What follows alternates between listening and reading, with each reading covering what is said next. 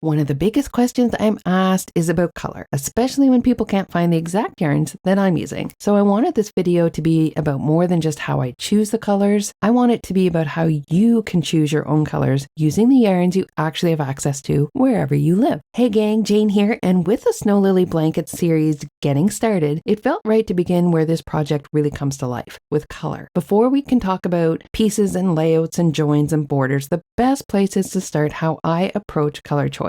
If you followed my work for a while, you'll know that I love working with lots of color in my blanket designs. Color's often the spark for me. It's where an idea begins, and it's what keeps the process enjoyable and engaging all the way through. I've been working with yarn and color for well over half my life, and even with all that experience, I know how challenging color choices can feel. Finding the right colors, the ones that feel good in your hands, keep you excited about the project, and help tell the story you want your blanket to tell, it isn't always easy. It can feel especially overwhelming when a design uses lots of shades or closely related colors, which I like to do. Another question I hear all the time is, why do I use the yarns that I do? And the answer is pretty simple. I use the yarns I have access to. Yarn availability varies really big from region to region and country to country, and it would be impossible for me to know or source what's available everywhere. I'm based in Canada, and for the most part, I shop locally because I like to see and feel the yarn, compare colors side by side, see how they actually look in real life. I occasionally do shop online. I like to use Mary Maxim simply because I'm familiar with their yarns and they ship within Canada, which makes things easy for me. So it all comes down to ease. I want you to enjoy making these blankets as much as I do. And since I understand that yarn availability can be an issue, I like to focus on teaching color choice rather than strict yarn substitution. My goal isn't for you to match my colors perfectly. It's to help you feel confident choosing colors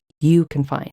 Over in my Colorful Creators on Patreon, I keep a yarn library of all the colors that I've worked with on my yarn sticks. But even without that, the core skill is learning how to see color relationships and trust your eye. It does come with practice. I'm also often asked why I mix yarn brands within the same project. Once again, it comes back to color. I love subtle shifts in hue, those in-between shades that help colors blend and flow. Most yarn brands don't make multiple colors that are very close together because it doesn't make sense for them from a production standpoint. So I mix brands to get the range I'm looking for. An added bonus is that different brands bring slightly different textures and twists, which adds depth and dimension to the finished blanket.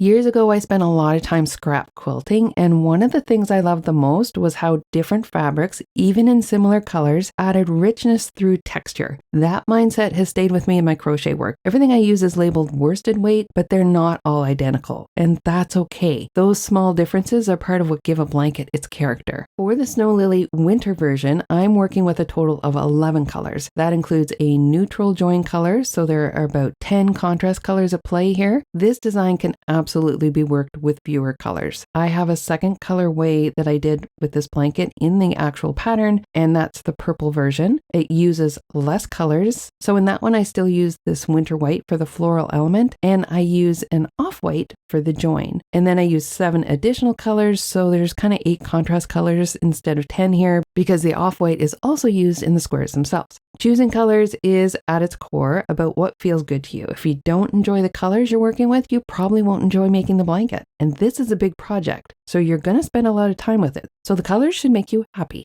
If you're not sure where to begin, my biggest suggestion is to start with what's available locally to you. Explore the craft sections in stores you might not normally think of. You may be surprised by what you find. And if you have a local yarn store, ask them what they have access to. Sometimes they just need to know what you're looking for. When I start a new project, it usually begins with one color I've been wanting to work with. That color becomes my anchor. From there, I start layering colors that'll support it, they'll play nicely with it, and occasionally a contrast in a way that keeps the palette interesting. Sometimes a pop of unexpected color can make all the difference. It's not always the key color in the design, it's just the color that ignites the idea. Always collecting inspiration and paying attention to palettes that catch my eye, because that makes the process feel more natural when it comes time to create. I'm often on Pinterest looking at decor, or when I'm out in the stores, I look to see what colors really catch my eyes, or I go out into nature because nature has the best color palettes. There's a lot of experimenting, which is honestly my favorite part. Very often a new square design grows right alongside the color play, so the two tend to develop together for me.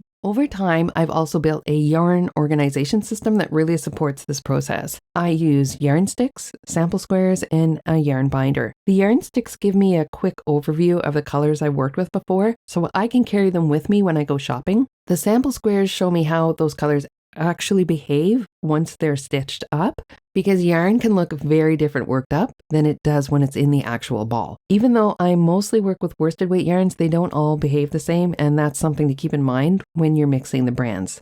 I have tutorials on all those ideas, and I'll link those below. The goal here isn't to copy my colors exactly, although you can because I'm giving you the information for them. It's to help you feel confident exploring the yarns you have access to, experimenting with color, building a palette that feels right for you, and that confidence and a bit of curiosity goes a long way. What I really want to share in this video is my actual color choosing process. So let's jump in and I'll give you a little insight into how my mind works when I'm choosing these colors.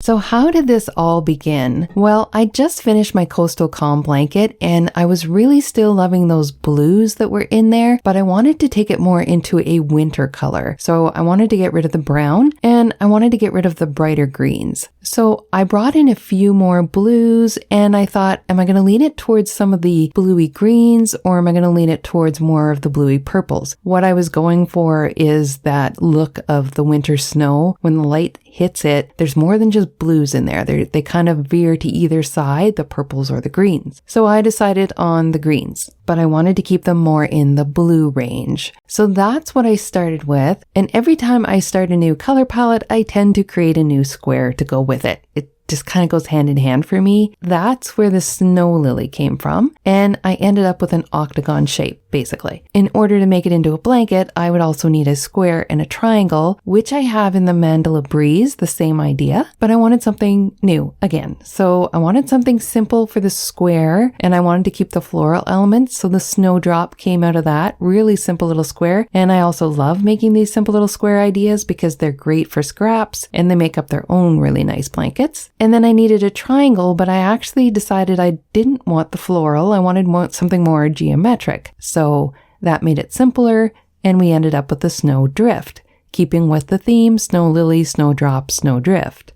So once I started playing around with that, I had this nice airy, wintry feel like snow. And while I'm creating this, it's also winter here. So that kind of felt like it fit what I was looking at out my window. But once I put together a sample, which I often do, I'll do up just a few pieces and then I'll put them together with my join as you go method and just get an idea of whether I like that. And then I lay that out for a little while. Sometimes it's like a week or sometimes it's more. And I decide whether that is something I'm still drawn to. So in the meantime, I started playing with this in purples as well because I couldn't decide on a new color palette and I had also been playing around with the purple part and I made a purple example of it as well. And the more I looked at the blue, the more I thought it's too airy. It needs something to ground it down. But I didn't want to bring the brown back in. That was kind of the whole point of taking the brown out.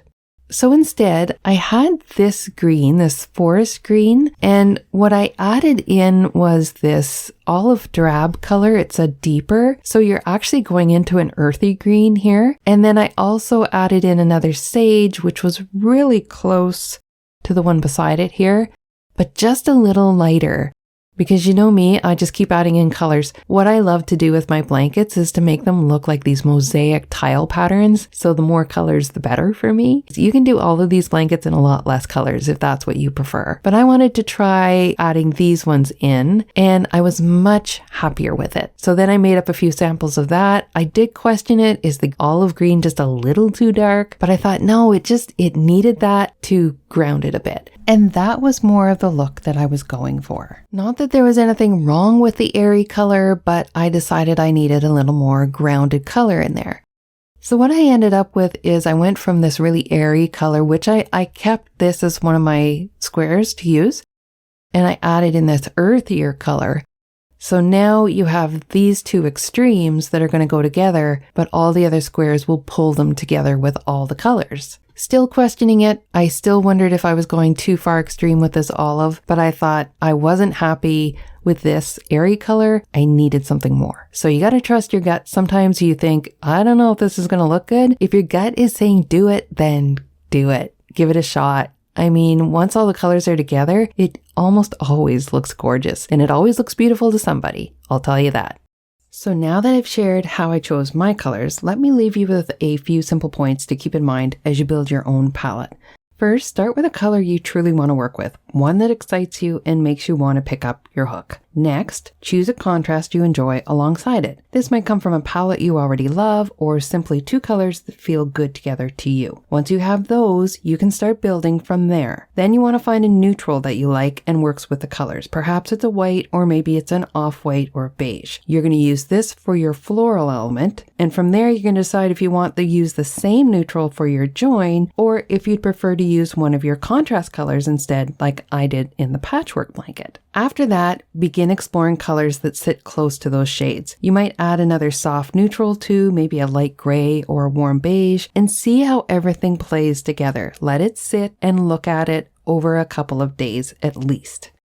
Don't be afraid to change your mind, even if you've already started out and you decide there's a color you just don't like. Don't be afraid to remove that color, replace it with something else, or just leave it out altogether. And for the color of your join, that may change too. So part of the trick is to be flexible and not be scared to make some changes along the way, because you want to love making this blanket and you want to love the blanket when it's finished. For the winter version, I ended up with 3 greens, 3 blues, and 3 blue-greens. And I loved how they interacted together. In the purple version, I used 2 greens and 5 purples ranging from dark to light, which created a completely different feel. This is where your yarn sticks are especially helpful. They make it so much easier to compare and play. If you already have some shades at home, take them with you on your yarn explorations and see what else you can find that works with them. Again, yarn sticks are handy here. Don't be afraid to mix your brands. Those subtle differences can really add depth and interest. I'd love to hear how your color exploring goes, so feel free to share your experience in the comments. You can also sign up to receive each video directly to your inbox with a few extra tips along the way. And if you'd like everything in one place, the complete 46-page Snow Lily PDF with detailed diagrams, charts, and written instructions is available in my pattern shop. So enjoy the process, have fun with your colors, and I'll see you in the next video